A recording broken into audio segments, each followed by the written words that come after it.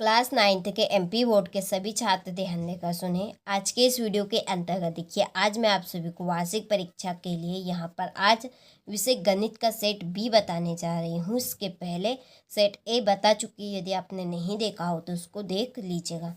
चलिए तो वीडियो को हम स्टार्ट करते हैं। तो देखिए, पहला प्रश्न है कि निम्नलिखित में कौन सी अपरिमेय संख्या है। तो देखिए, इसका आंसर आपका रहेगा 0.2023। ठीक है, इस तरह से आपका ये इसका आंसर रहेगा। दूसरा प्रश्न है कि एक घात वाले बहुपद को कहते हैं। तो एक घात वाले बहुपद को क्या कहते हैं, इसका आंसर आपका रहेगा रेखित। ठीक है, रेखिक। और तीसरा है कि समान आकार एवं समान आकृति वाली आकृतियाँ होती है। इसका आंसर रहेगा आपका सर्वांग सम। चौथा है अर्धगोले का आयतन होगा। अर्धगोले का आयतन क्या होगा, तो इसका आंसर रहेगा 2/3 पाई क्यूब।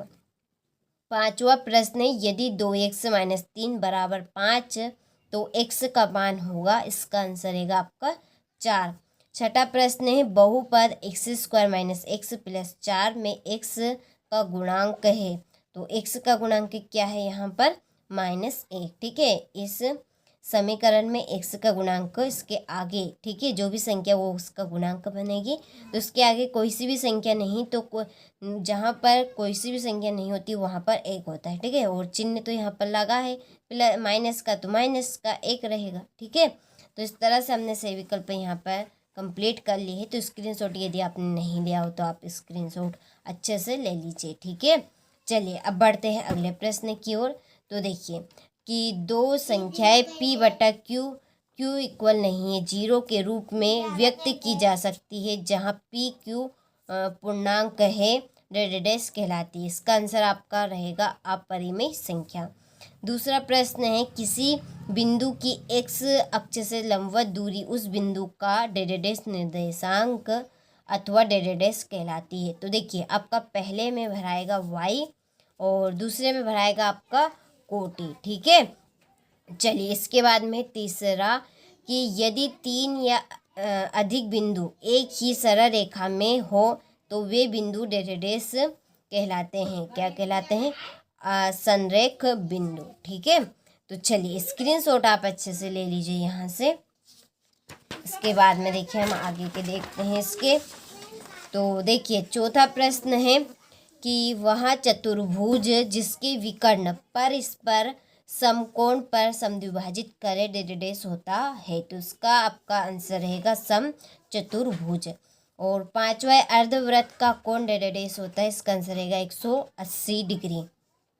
और छठा है एक ही अंक की पुनः आवृत्ति संख्या उस अंक की डैश कहलाती है। क्या कहलाती है, बारंबारता। ठीक है, तो चलिए आप सभी स्क्रीनशॉट ले लीजिए, ये हमारे रिक्त स्थान हो चुके हैं।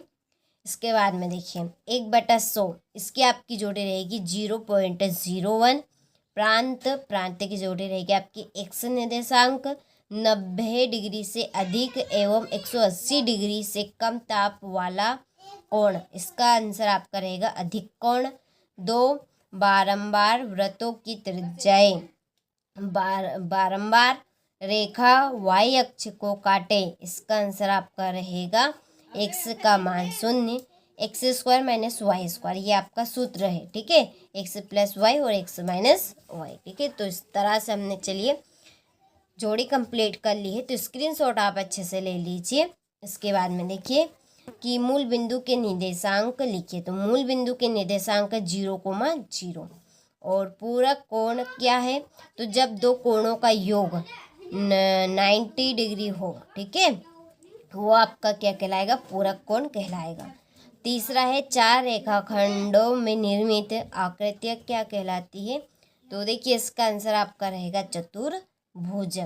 चौथा प्रश्न है कि किसी विषम बाहु त्रिभुज का परिमाप ज्ञात करने संबंधी सूत्र लिखिए। तो इसका आपका आंसर रहेगा S = A + B + C/2। ठीक है, पांचवा है अक्षों का प्रतिच्छेदन बिंदु क्या कहलाता है। तो इसका आपका आंसर रहेगा मूल बिंदु।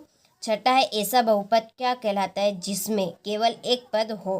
तो इसका आपका आंसर रहेगा एक पदी बहुपद। ठीक है, चलिए तो आप सभी स्क्रीनशॉट आप अच्छे से ले लीजिए और अच्छे से इन प्रश्नों को कंप्लीट कर लीजिए। चलिए इसके बाद में है सत्य। पहला है x अक्ष का समीकरण x इक्वल 0 होता है, तो ये आपका असत्य है।